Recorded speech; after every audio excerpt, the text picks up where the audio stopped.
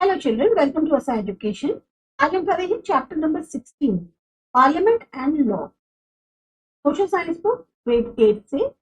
इसकी एक्सरसाइज देख लेते हैं। सबसे पहला है fill in the blanks. There are dash houses in the parliament of our country. Two houses. The whole administration of our country is carried out in the name of the president.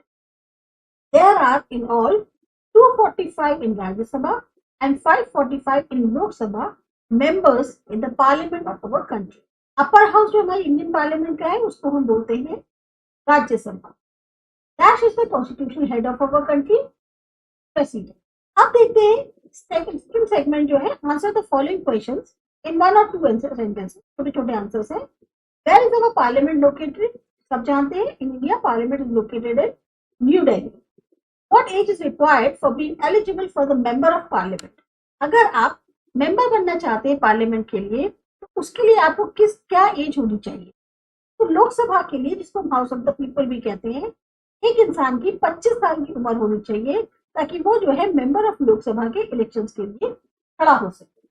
Rajya Sabha, जिसे हम council of states कहते हैं, इसमें at least इंसान की as जो है वो 30 ईयर्स की होनी चाहिए, तभी वो जो है इलेक्शन लड़ सकता है Rajya Sabha. What is the term for the member of Rajya Sabha? अब राज्यसभा के जो मेंबर्स हैं उनकी टर्म क्या होती है? जो टर्म होती है मेंबर्स ऑफ राज्यसभा की, वो इंडिया के अंदर 6 ईयर्स। जो मेंबर्स है राज्यसभा के सारे एक साथ नहीं चुन लिए जाते, इनकी टर्म्स जो है वो अरेंज्ड है, मतलब सेट्स बने हुए हैं।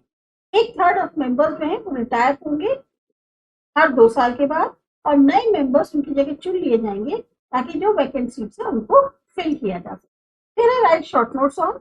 सबसे पहले फंक्शंस क्या होते हैं प्राइम मिनिस्टर के? जो प्राइम मिनिस्टर है वो हेड ऑफ द गवर्नमेंट है कई सारे पार्लियामेंट्री सिस्टम्स में, हमारी इंडिया, यूनाइटेड किंगडम सब शामिल है।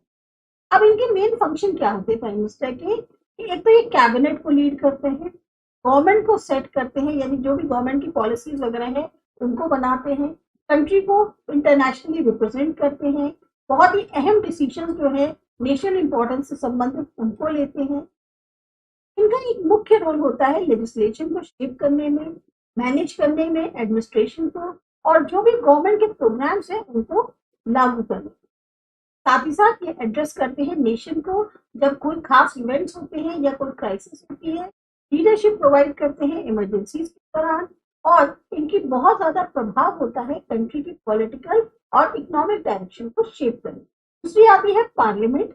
पार्लियामेंट एक ऐसी लेजिस्लेटिव बॉडी है कई कंट्रीज में जो रिस्पॉन्सिबल होती है बनाने के लिए भी और लॉ को पास करने के लिए। मेनली 2 हाउसेस हैं, लोकसभा और राज्यसभा इंडिया के अंदर। प्राइमरी फंक्शन जो पार्लियामेंट का है वो ये है कि जो भी प्रपोज्ड लॉज हैं उन पर डिबेट करना, उन पर वोटिंग कराना, गवर्नमेंट के एक्शंस को स्क्रूटनी करना, उनकी फंड्स एलोकेट करना, रिप्रेजेंट करना जो भी इंटरेस्ट है सिटीजंस का उनको। ये एक प्लेटफॉर्म के तौर पर सर्व करती है डिस्कस करने के लिए नेशनल इश्यूज को, चेक्स और बैलेंस को इंश्योर करते हुए एग्जीक्यूटिव ब्रांच के, साथ ही साथ डेमोक्रेटिक गवर्नेंस जो है वो भी लागू करती है।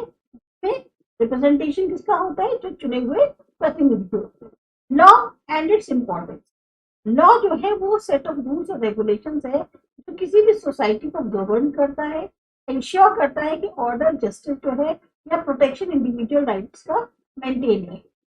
ये एक फ्रेमवर्क बनाता है किसी भी डिस्प्यूट को सॉल्व करने के लिए, सोशल हार्मनी को मेंटेन करने के लिए, और जो भी एक हमारी कंट्री के स्टैंडर्ड्स है या सोसाइटी उनको बनाए रखने के लिए। लॉ की वजह से एक स्टेबल एनवायरनमेंट क्रिएट होता है इकोनॉमिक ग्रोथ के लिए।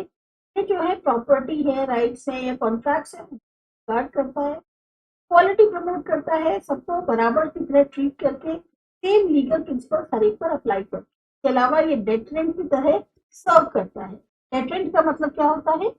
डेटरेंट का मतलब हुआ एक तरह से आपको जो चीज रोकती है, स्टॉप करती है कि आप कोई भी अनलॉफुल बिहेवियर को जो है ना बढ़ावा दे, तो रोकता है। लॉ एक बहुत अहम रोल प्ले करता है शेप करने में एक जस्ट और बिल्कुल ऑर्डरली सोसाइटी, फंडामेंटल फ्रीडम्स को प्रिजर्व करता है और एक ऐसा सिस्टम प्रोवाइड करता है जिसमें जो कॉन्फ्लिक्ट्स होते हैं, मतभेद होते हैं, इनको रिजॉल्व करता है शांतिपूर्ण और फेयर तरीके। अब ये है थिंक एंड राइट। अगेन ये वो क्वेश्चन है सेल्फ अटेम्प्ट, लेकिन फिर भी हमने इनको करने की कोशिश करी है। क्या आप जानते हैं आपके एरिया के मुद्दे क्या है, इश्यूज क्या है? तो जनरली एरियाज में जो मोस्ट कॉमन इश्यूज होते हैं जिसकी वजह से लोगों को प्रॉब्लम होती है वो है poverty, lack of job opportunities, काम ना मिलना, इंफ्रास्ट्रक्चर पूरी तरह का ना होना, बिल्डिंग्स वगैरह नहीं सही से बनी होना, लिमिटेड एक्सेस होती है हेल्थ केयर एजुकेशन के लिए, करप्शन होता है, क्राइम होता है, एनवायरमेंटल चैलेंजेस होते हैं, सामाजिक तौर पर असमानता होती है, वाटर एंड फूड सिक्योरिटी की प्रॉब्लम होती है या हाउसिंग इश्यूज होती है। ये जो प्रॉब्लम्स हैं इनसे लोगों को परेशानियां होती हैं, डेवलपमेंट में बाधा आती है और ओवरऑल जो एक वेलबींग है या क्वालिटी ऑफ लाइफ रेजिडेंट्स की उस पर असर पड़ता है। तो इनको जो इश्यूज हैं इनको जरूरी है इनको एड्रेस करा जाए, उसके सही कॉम्प्रिहेंसिव सॉल्यूशंस निकाले जाए, कॉपरेशन होना चाहिए जो लोग वहां पर रह रहे हैं स्टेक होल्डर उनके बीच में, और सही सी गवर्नेंस होनी चाहिए जो इम्प्रूव कर सके लिविंग कंडीशन और उस कम्युनिटी के लिए अपॉर्चुनिटीज को प्रोवाइड कर। हमें ऐसा क्या करना चाहिए अपनी कंट्री को ग्लोरीफाई करने के लिए अगर हमें चांस मिले कि हमें प्राइम मिनिस्टर बना दिया। अगर ये भी सेल्फ अटेम्प्ट क्वेश्चन है, अगर मैंने को प्राइम मिनिस्टर बनाया जाए इंडिया का तो मैं क्या करना चाहूंगी, मैं फोकस करूंगी एक ओवरऑल कॉम्प्रिहेंसिव डेवलपमेंट हो जिसमें ग्रोथ हो, इंक्लूसिव ग्रोथ हो, ज्यादा से ज्यादा जो चैलेंजेस है उनको एड्रेस किया जाए। मेरा जो एजेंडा होगा वो होगा कि क्वालिटी एजुकेशन मिले, हेल्थ केयर हो, इंफ्रास्ट्रक्चर ऐसा हो जिससे मार्जिनलाइज लोग हैं वो भी ऊपर आ सके। प्रमोट करेंगे इनोवेशन को, टेक्नोलॉजी को, ताकि इंडस्ट्रीज को बूस्ट मिले, जॉब्स और क्रिएट, एनवायरमेंटल कंजर्वेशन और सस्टेनेबल प्रैक्टिसेस में सबसे टॉप पर। डिप्लोमेटिक एफर्ट्स होंगे जिससे ग्लोबल कोऑपरेशन को और ज्यादा बढ़ावा मिले, नेशनल सिक्योरिटी को मजबूत किया जाएगा, लॉ एनफोर्समेंट जो है वो सारी मजबूत की जाएगी ताकि कंट्री की सेफ्टी बनी रहे, ट्रांसपेरेंसी होनी चाहिए, अकाउंटेबिलिटी होनी चाहिए और करप्शन को खत्म करने की कोशिश करनी होगी जो कि बिल्कुल हमारा मुख्य एजेंडा होगा। तो सिटीजन के पार्टिसिपेशन मिलकर मैं जो हूँ मेनली कोशिश करूंगी कि एक प्रॉस्पेरस, यूनाइटेड और हार्मोनियस इंडिया को बनाऊं जिसमें हम अपनी नेशन के वर्ल्ड स्टेज पर ज्यादा से ज्यादा उठा सकें। ये एक सेल्फ अटेम्प्ट क्वेश्चन है, आप अपनी मर्जी से अपने वर्ड्स में भी इसको लिख सकते हो। आपको ये एक्सरसाइज समझ में आई, क्लियर हुई?